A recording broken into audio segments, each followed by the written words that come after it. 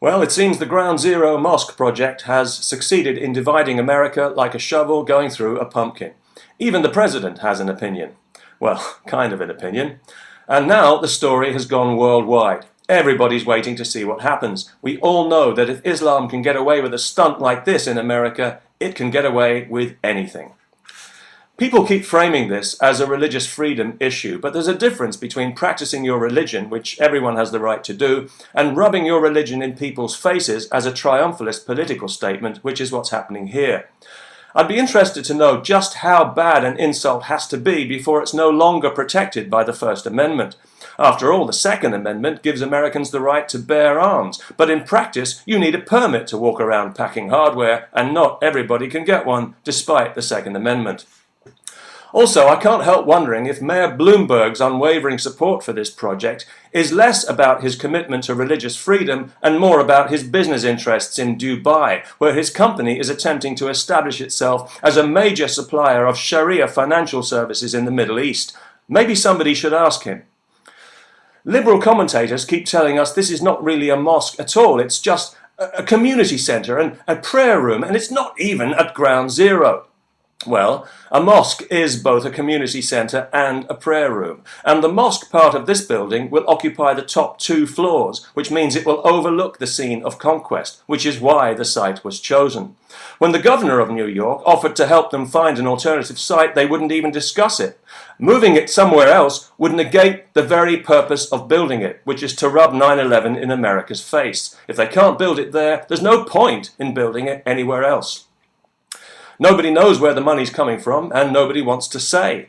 The developer was waiting tables 5 years ago, and now he's spending millions in cash on a building in downtown Manhattan. He must have had some very generous tippers. As for the supposedly moderate imam behind it, he supports Sharia, he supports the Iranian theocracy, he won't condemn terrorism, not even the exploitation of children as suicide bombers, and he blames America for 9/11. And now we hear he's even taking credit for Obama's speech in Cairo. You remember, where he sucked up to the Muslim world and called it statesmanship. If that's true, that's a hell of a lot of influence to have.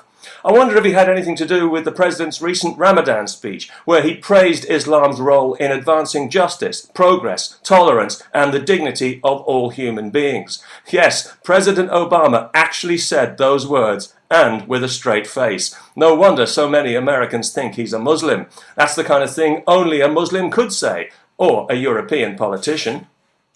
We all know how badly the president wants to be popular in the Muslim world, so I guess he felt he had to say something nice because his audience was full of Islamic activists who might otherwise have accused him of Islamophobia and racism and forced him to undergo cultural awareness and sensitivity training, and how embarrassing would that be for the first black president?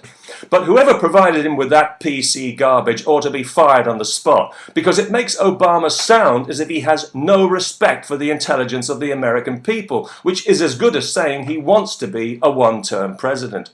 Everybody knows that Islam has done absolutely nothing for justice, progress, tolerance, or the dignity of human beings. Is he kidding? The worst thing you could do is expose any of those things to the influence of Islam, and to claim otherwise is simply a barefaced lie. Doesn't he realize that nobody's buying this crap anymore? He must have seen the opinion polls. He must know that there are millions of people all over the free world who simply don't trust this religion anymore, because time and again they've seen its activists exploiting our freedoms to act in bad faith, exactly as they're doing at Ground Zero. They've seen that when it comes to Islam, the tolerance and the respect only ever go one way. A religion of peace? No. What people see, and what they've seen for 20 years since the Rushdie affair, is a religion of intolerance, of aggression, of phony manufactured grievances and hysterical bullying, unreasonable and manipulative special pleading and privilege seeking, gross misogyny, homophobia, anti-Semitism, and violence.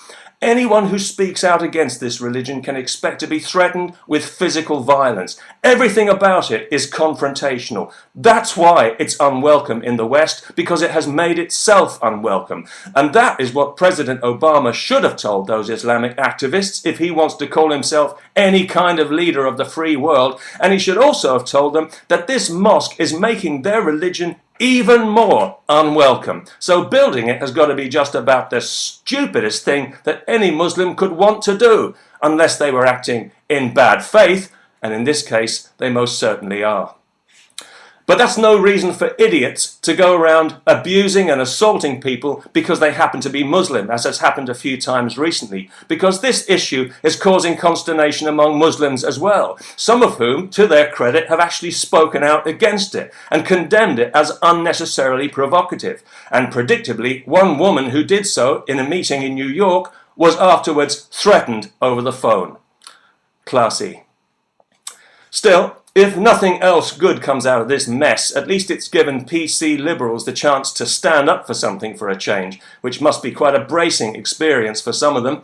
And I'm sure they're all delighted to know that it looks as if this thing will go ahead, because obviously nothing can be done legally to stop it, and the people behind it clearly don't have the intelligence or the good grace to withdraw the plans, even though they know as well as everyone else that if the positions were reversed, and if this level of calculated insult was being directed at Islam, there is no way on earth that this project will be allowed to proceed, constitution or no constitution. Peace, and you know it's true.